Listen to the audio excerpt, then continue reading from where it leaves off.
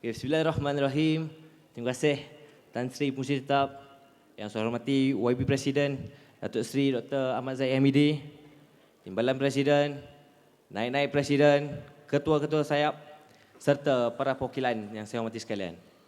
Alhamdulillah, bersyukur kepada Allah Subhanahu Wa Taala kerana dengan limpah dan izinnya kita dapat bersama-sama berkumpul pada persidangan kali ini.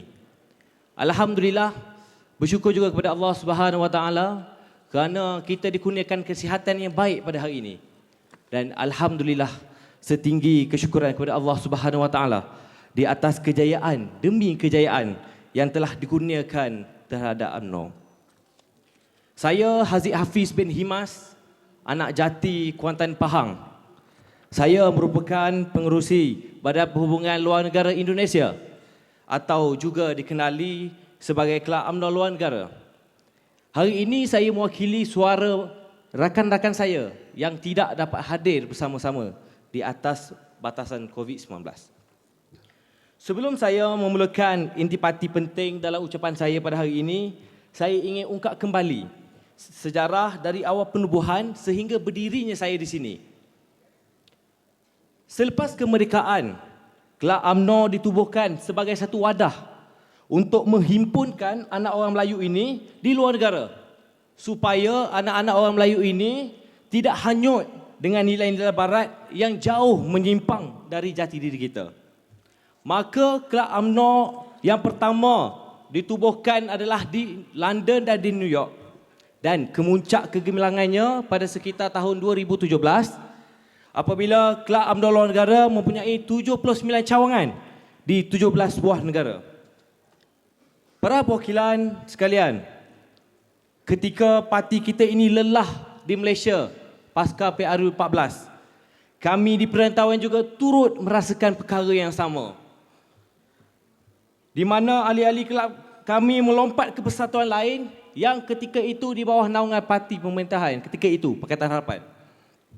Satu demi satu, cawangan Kelab UMNO Luar Negara mula ditutup dan hilang dari peta dunia.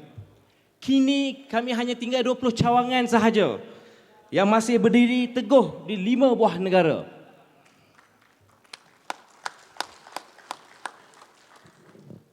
Tuan Presiden, kelab-kelab UMNO ini juga berdepan pelbagai cabaran dan ugutan di luar negara semasa pemerintahan Pakatan Harapan. Termasuklah di kalangan pelajar-pelajar tajaan yang diugut agar beasiswanya mereka ditarik sekiranya mereka aktif melibatkan diri daripada Kelab UMNO Luar Negara.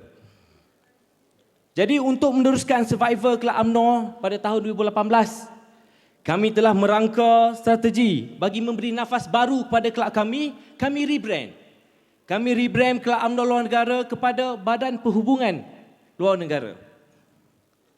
Jadi izinkan saya juga untuk berkongsi bagaimana atau penerimaan rakyat di luar negara terhadap UMNO. Apa yang masih belum memuaskan hati mereka, UMNO ni sering dikaitkan dengan perkara-perkara negatif. Kita selalu dikaitkan dengan UMNO ini sebuah parti yang korup. UMNO ini parti yang banyak kluster mahkamah. Akan tetapi, mereka tidak melihat kebenaran itu yang jauh lebih besar daripada itu. Maka kami percaya Kelab UMNO Luar Negara bukan sekadar kelab, tapi kami percaya kami mempunyai tanggungjawab yang besar untuk memperbetulkan persepsi rakyat di luar negara. Di bahu kami ini, kami memikul, kami menjawab segala fitnah, tomahan terhadap parti keramat kita. Tambahan pula, dalam era pemekasan undi 18, cabaran kita semakin tidak boleh diramalkan. Tuan Presiden, para perwakilan sekalian, Kelab UMNO Luar Negara ini adalah sebuah keluarga. Keluarga kepada rakyat di luar negara, di mana tempat anak-anak Melayu kita berteduh untuk mendapat pertolongan, perhatian dan sokongan sewajarnya. Kelab UMNO Luar Negara juga adalah satu platform membentuk kepimpinan masa depan parti dan negara. Kalau boleh kita lihat, ramai juga di antara pemimpin kita pada hari ini yang lahirnya dari kilang Kelab UMNO Luar Negara. Contoh yang saya boleh berikan depan sini, Setiausaha Agung kita, Datuk Seri Ahmad Maslan. Ya, Tok. Tan Sri Noh Omar, Tan Sri Anna Musa, Datuk Syarikat dan ramai lagi juga di kalangan pemuda pada hari ini. Ini jelas Datuk Seri Presiden. Kelab UMNO Luar Negara merupakan antara platform yang masih relevan dalam melahirkan pemimpin masa depan negara. Namun begitu, sejujurnya kami ingin bertanya kepada semua, adakah kami ini masih dilihat relevan di mata kasar parti? Of course relevan. Bisa apa itu? Ada Syukran. orang mana? Macam mana kita ini? Thank you. Most welcome. Sebagai satu-satunya pertubuhan pelajar di luar negara di bawah naungan parti politik, saya ingin tekankan kita harus bertindak proaktif dalam menjadikan sebuah badan naungan mahasiswa di luar negara agar kita dapat menyuburkan semangat dan kecintaan untuk membina negara yang lebih baik bersama UMNO. Jangan kita lupa, banyak pengundi kita di luar negara. Jangan kita lupa, bayangkan kalau mereka ini semua termakan dengan racun yang disuap oleh pihak-pihak pembangkang. Saya pun dengar-dengar juga ura-ura bahawa parti muda pun mula berhajat nak menapak di luar negara. Bimbang kalau kita leka memikat hati mereka, orang lain yang akan pinang mereka. Biar putih tulang, jangan putih mata.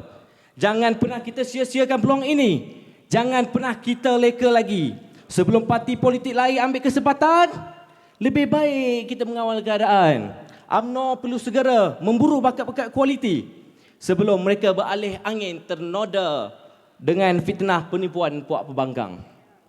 Oleh sebab itu, saya membawa hasrat yang cukup besar dari gagasan perhubungan di serata dunia kerana kami tidak ingin terus terkapai-kapai kepimpinan orang muda yang tidak diingatkan akan sejarah dan sumbangan orang UMNO yang cukup besar. Sidang perwakilan sekalian, suka untuk saya menceritakan bibit-bibit percintaan saya bersama UMNO. Yang mana saya sebelum ni tak pernah terfikir untuk saya berada dalam politik ini. Akan tetapi, ketika tahun pertama saya berada di Medan Indonesia, kelab UMNO inilah yang memperkenalkan saya, yang membawa saya untuk bercinta dengan UMNO. Jadi saya yakin kelab UMNO ini juga memainkan peranan yang sangat penting dalam menyemai cinta terhadap parti. Kami di luar negara sentiasa menyokong penuh segala inisiatif yang mendekatkan anak muda dengan UMNO. Cuma apa yang menyedihkan saya pada hari ini, Tuan Presiden, kelab UMNO ini berada dalam keadaan yang sangat kritikal. Kelab UMNO ni dah nazak dah. Kalau kita tak jaga, maka terkuburlah kami. Hilanglah kita, aset-aset kita di luar negara. Janganlah tinggalkan kami dan jangan biarkan kami berjuang bersendirian menanggung beban dan cabaran ini, Tuan Presiden. Bimbinglah kami ayahanda, bantulah kami bonda dalam kami memastikan kelab UMNO ini terus berkembang membawa UMNO di serata dunia. Masa depan yang kami impikan bersama UMNO adalah agar kita dapat bersatu hati, bersatu tenaga tanpa mengira biro, camp maupun identiti kita. Ini tidak lain tidak bukan, ianya kerana satu tujuan, iaitu membina UMNO yang lebih baik untuk anak muda. Segala bentuk sokongan dan dorongan kami terima seadanya. Tak kiralah dari segi masa ke, tenaga ke, wang ringgit ke atau kepakaran. Semua itu sangat bernilai buat kami dalam mengukuhkan kami, kedudukan kami di luar negara. Sidang perwakilan sekalian, akhir kata daripada saya juga mengharapkan agar Perhimpunan Agong selepas ini akan lebih ramai perwakilan kelab UMNO akan dijemput seperti dulu kala. Kami juga memohon kepada Datuk Seri Presiden, betul-betul memohon kepada pimpinan tertinggi UMNO untuk bersama-sama kita menghidupkan balik semangat kelab UMNO luar negara. Jadi memandangkan 1 April pun dah dekat, sempadan boleh dibuka, mana tahu Datuk Seri Presiden, Ahli Majlis Tertinggi, Ketua Pemuda, Esko-Esko yang ingin ke luar negara, sama ada urusan rasmi ataupun ingin bercuti, hubungilah kami. Kami sentiasa menanti kehadiran ayahanda bonda. Nak suruh bawa jalan-jalan pun tak apa. Boleh, telefon je. Bagi tahu nombor telefon ada pala ni. Tak, nanti hubungi. Kalau lah ni. Adik sekalian, walaupun kejauhan kita beribu batu, tidak akan memisahkan kita. Kerana apa? Hati kita telah diikat dengan cinta terhadap parti. Jadi, Datuk Seri Presiden serta Majlis Tinggi, survival dan masa depan Kelab UMNO ini berada di tangan semua.